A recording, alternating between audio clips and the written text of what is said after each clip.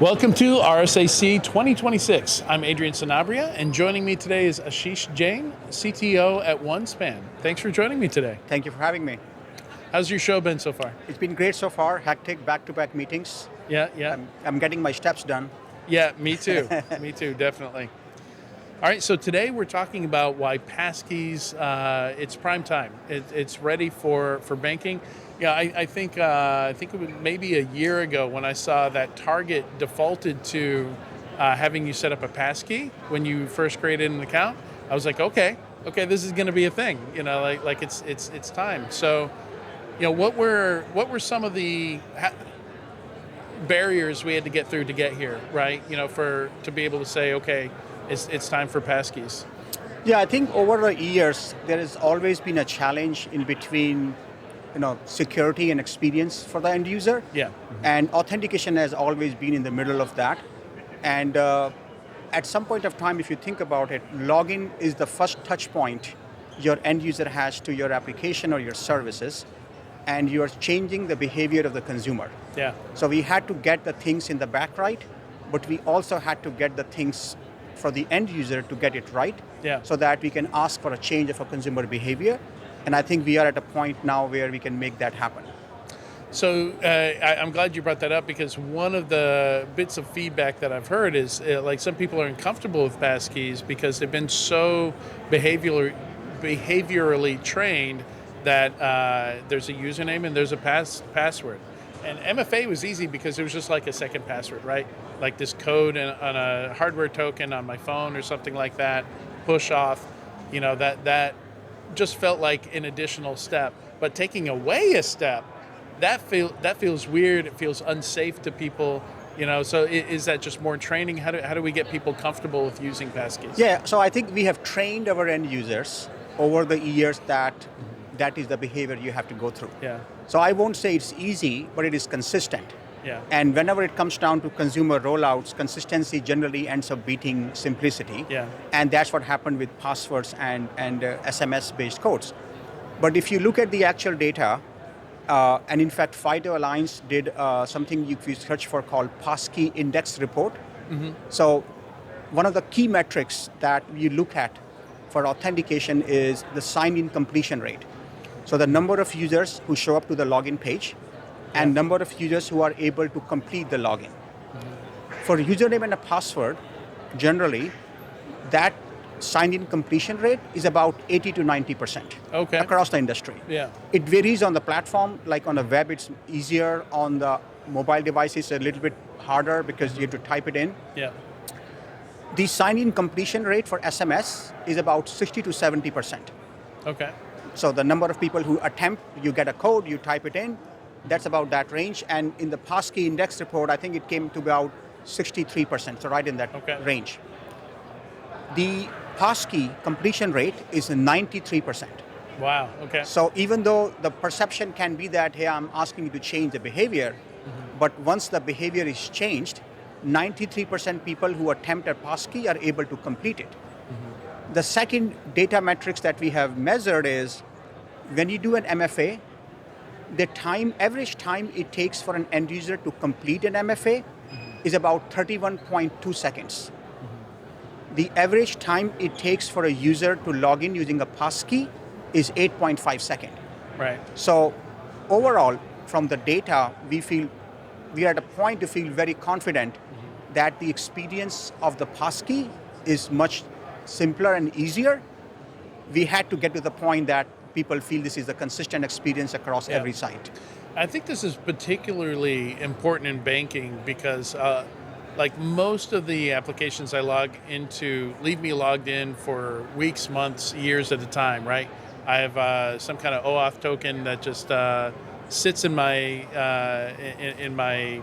browser cache somewhere and keeps me logged in. But banking, like a lot of banking still times out after 15 minutes, makes you log back in. I remember when I was just going through my transactions, updating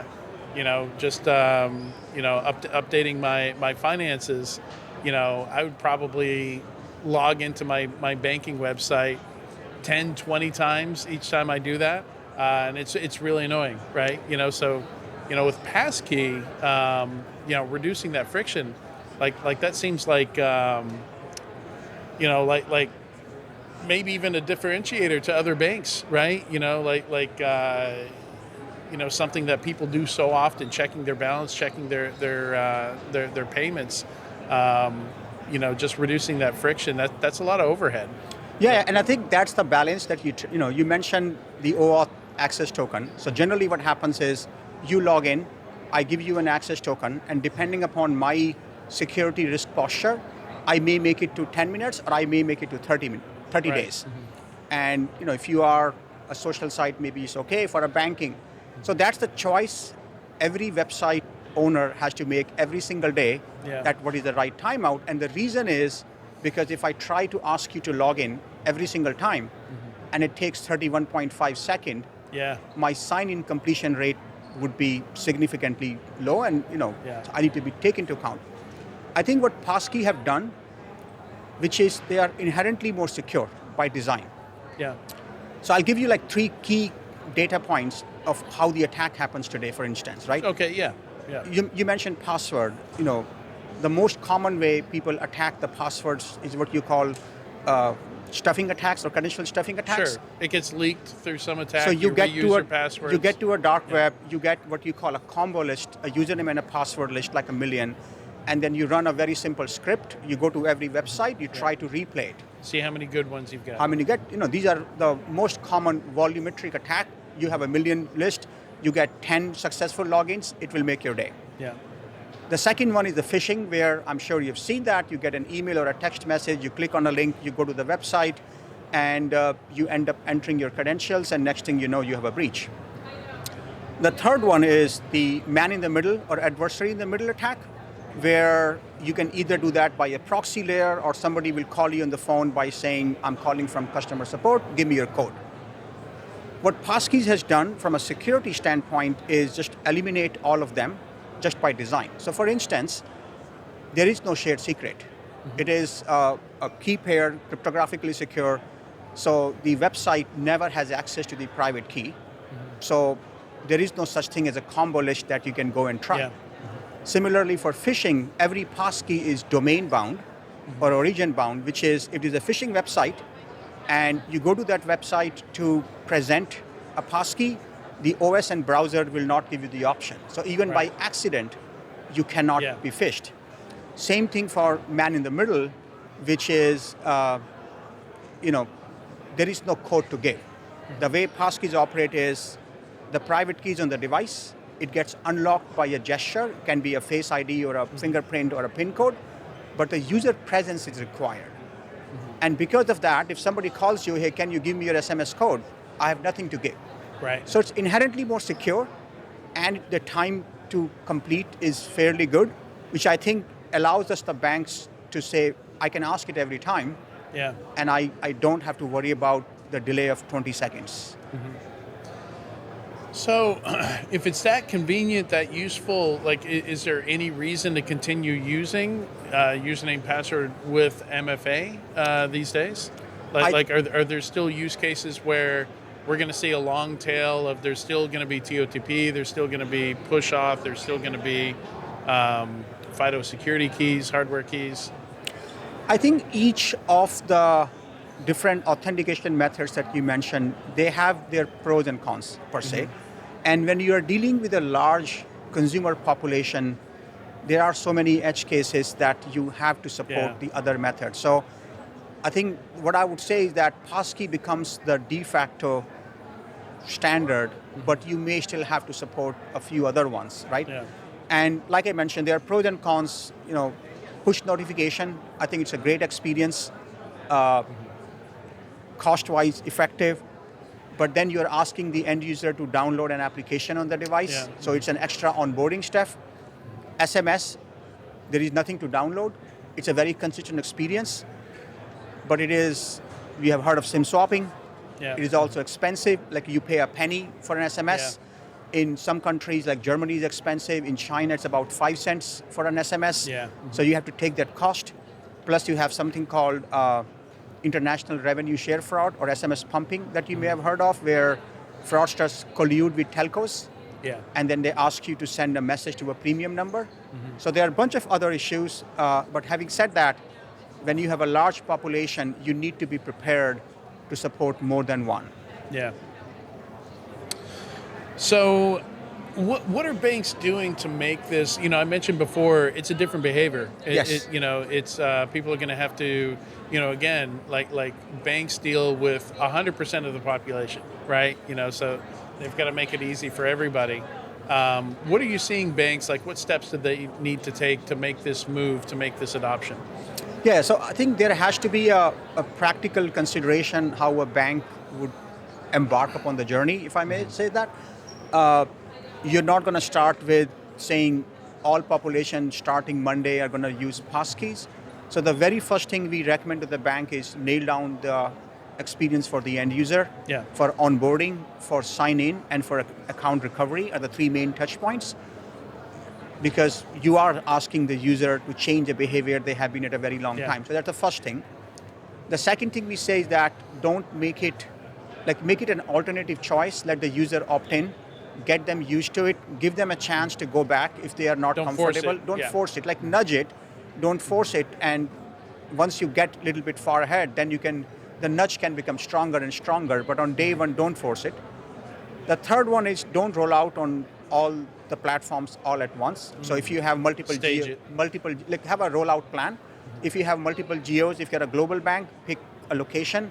If you have multiple platforms, pick one of the platforms to get the metrics. I mentioned the KPI on the front end. There's also KPI on the back end. Like, is the latency working out the way you expected because it's a new protocol?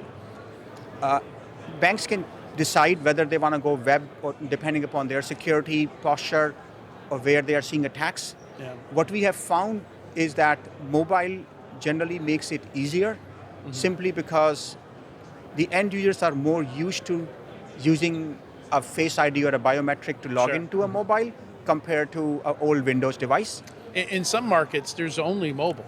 Correct. Right? Like they don't own a laptop. Like all the banking is done through a mobile device. And at the same time, if you think about it, the population who uses the mobile are a little bit more digital native.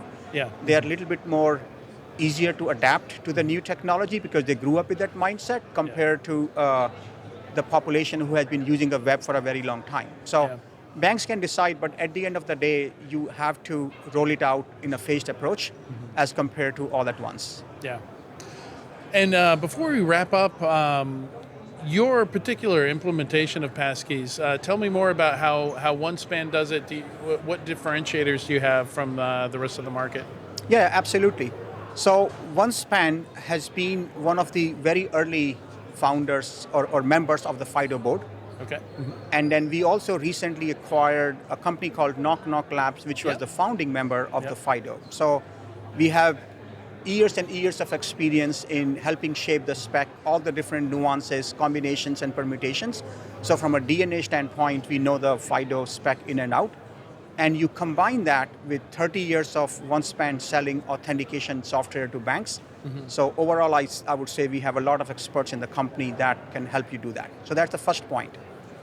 The second point is that OneSpan has always offered optionality to their customers. So today, we offer OTP, we offer SMS, we offer FIDO, Passkeys, we offer UAF. We offer you to pick on-prem versus cloud. We offer you to have client SDK and a server-side SDK. We also offer you, mobile. We also have FIDO to security keys, again, the same spec. So we call ourselves, for instance, the same matter, the most comprehensive consumer authentication suite because we have all the options that you get to pick. And then we help you with the transition based on what you already have. The third part is that since we have rolled it out to many customers over the last several years, we have this kind of real-time experience of deploying it in a transition fashion, both the front-end metrics, which is built into the product, and the back-end metrics around latency. We have customers who have rolled out to millions of users, and the latency requirements are very, very strict. Right. So I think the net would be that we have deep domain expertise on FIDO, we have a deep authentication expertise, and then we have a real-world experience of deploying it. For the longest time, OneSpan tagline used to be that we are the authentication company.